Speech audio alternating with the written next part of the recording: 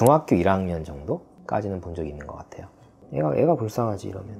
저는 조금 길게 보고 말씀을 드려요. 제가 봐서는 99% 대학교 됐을 때 재수술을 또 할 거다. 초등학교 고학년 때부터 와요. 이제 왜냐하면 그때부터 진짜 제가 봤을 때도 초등학교 학년이었는데도 이마에 주름이 패인 애도 있어요.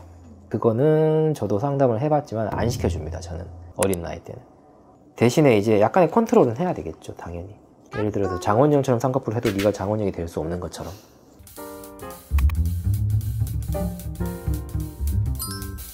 안녕하세요. 에이트 성형외과 박민호 원장입니다.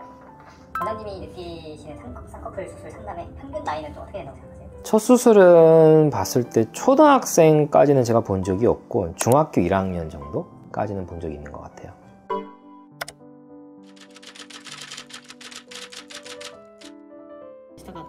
얘가 귀여운데 되게. 네. 와. 이시기가 안 나요. なんかちょっと麻酔が効きづらくて 그러니까 이 애들은 이 마취가 안 되고 정서적으로 트라우마가 생길 거예요. 메모하는 것 같은데 2시간 걸렸어. 그러니까 애가 이렇게 울잖아. 아이고. 일단 애 엄마가 좀 정서적으로 약간 결핍이 심하네요. 애가 불쌍하지 이러면. 지금 영상 보니까 이제 매몰 방식으로 하는 것 같은데 매몰 수술 자체가 큰 문제가 되진 않아요. 애기들한테. 눈은 수술 쪽으로 손을 대는 부위 자체가 발달이 비교적 빨리 끝나는 부위이기 때문에 조금 더 일찍 할 수 있는 거죠. 기능적으로 문제가 생기냐, 이게 문제거든요. 수술이라는 걸 했을 때 단순히 그냥 미적으로 수술을 하는 건데 이뻐지긴 하네요. 애기인데도. 대신에 지금 마취하는 거 보면은 이게 애기들 같은 경우는 협조가 안 되잖아요. 무서우니까. 그러면은 수면 마취 최소 그 정도 이상으로 수면 마취를 해야 되는 거고, 이제 불필요하게 그런 마취 행위 자체가 많아지면은 당연히 애들한테 좋지는 않겠죠. 절개 수술이라는 게 제가 환자한테 항상 말씀드리지만 뭐 좋은 수술, 나쁜 수술이라기보다는 변화를 더 많이 만들어낼 수 있는 수술이라고 설명을 드려요. 그 변화를 많이 만들어내면서 단점으로 이제 흉터랑 붓기가 좀 더 많이 생기는 거, 그게 단점인 건데, 이제 흉터라든지 이런 거는 사실 없어지지는 않거든요. 그런데 이제 이게 자기 의지대로 한 것도 아니고, 그리고 만약에 의지대로 했다고 하더라도 자꾸 생각이 변하거든요. 생각이 변한다는 거는 지금 내 상태에 만족을 못할 가능성이 크고 다시 재수술을 할 가능성이 커요. 나중에 재수술이나 이런 거를 생각했을 때 당연히 이 흉터가 핸디캡이 될 가능성이 크고요.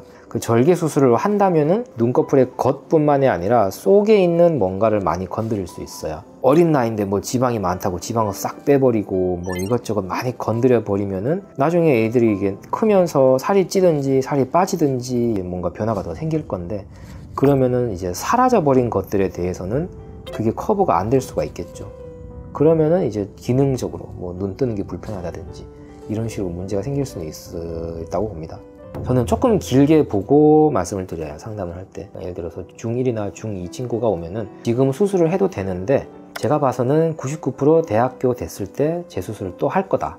그때 가서 뭔가 적극적인 걸 하는 거를 괜찮은데 지금은 네가 원하는 게 뚜렷하지가 않다면 최대한 단순하게 해라. 보통 이런 식으로 상담을 말씀드려요. 진짜 빨리 오는 사람들은 초등학교 고학년 때부터 와요. 이제 왜냐하면 그때부터 뭔가 이제 비교도 하게 되고 자기 외모에 서서히 관심을 쓰게 되니까 상관은 없다고 봅니다, 사실. 대신에 존재 조건은 최대한 수술을 간단하게, 정말 목적이 미용 목적이라면 말씀드렸듯이 정말 간단하게 최소한으로만 수술을 시키는 건데, 미용적인 목적보다 제가 봤을 때 기능적인 목적이 만약에 필요하다면 조금 빨리 시킬 수는 있어요. 정말 선천적으로 안검하수가 되게 심하다든지 몽고주름이 너무 강해가지고 이제 속눈썹이 막 찌르고 시야도 가리고 이런 정도라면은 초등학교 저학년 때도 시키기는 해요. 그거는 이제 기능적인 거랑 연관이 있으니까 그냥 놔둬버리면은, 예를 들어서 속눈썹이 찌른다, 이게 계속 찔리면은 각막에 자꾸 스크래치가 생겨서 결국은 시력이 떨어져요. 그러면 이제 초등학교 뭐 저학년 이때도 막 안경 이만한 거 끼고 막 이렇게 그럴 수도 있고, 너무 이게 또 시야가 가려가지고 너무 안 나오면은 계속 눈썹으로 눈을 뜨는 거죠. 진짜 제가 봤을 때도 초등학교 학년이었는데도 이마에 주름이 패인 애도 있어요. 눈썹을 너무 써가지고. 그렇게 기능적으로 심한 경우라면은 조금은 일찍 시킬 수는 있어요. 어떤 트임이냐에 따라서 다르기는 한데, 요즘 소위 말하는 이제 앞트임이라든지 윗트임 이 정도는 크게 문제는 안 돼요. 근데 이제 뒤트임이나 밑트임 이런 거를 하게 되면은 기능적인 문제가 따라올 수가 있기 때문에 그거는 저도 상담을 해봤지만 안 시켜줍니다. 저는 어린 나이 때는. 눈꺼풀이 결국은 안구를 보호하는 게 1차적인 역할이거든요. 그거를 인위적으로 잡아 당겨 놓는 듯한 느낌의 수술이기 때문에 그 역할이 조금은 방해를 받을 수가 있어요. 그러니까 결국 안구가 제대로 보호가 안 된다는 면이 있는 거죠. 그래서 부작용이 조금씩은 있다고 제가 말씀을 드려요.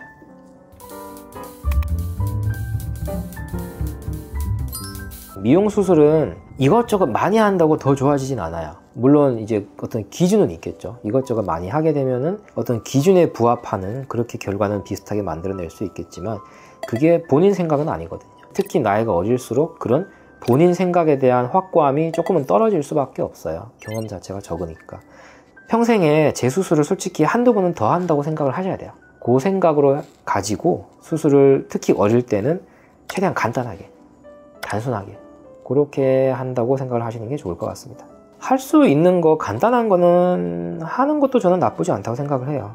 그렇게 해가지고 본인이 만족이 되고 본인의 자존감이 높아질 수 있다면 대신에 이제 약간의 컨트롤은 해야 되겠죠. 당연히. 예를 들어서 장원영처럼 쌍꺼풀 해도 네가 장원영이 될 수 없는 것처럼 수술 계속 하게 되면은 나중에 답이 없거든요.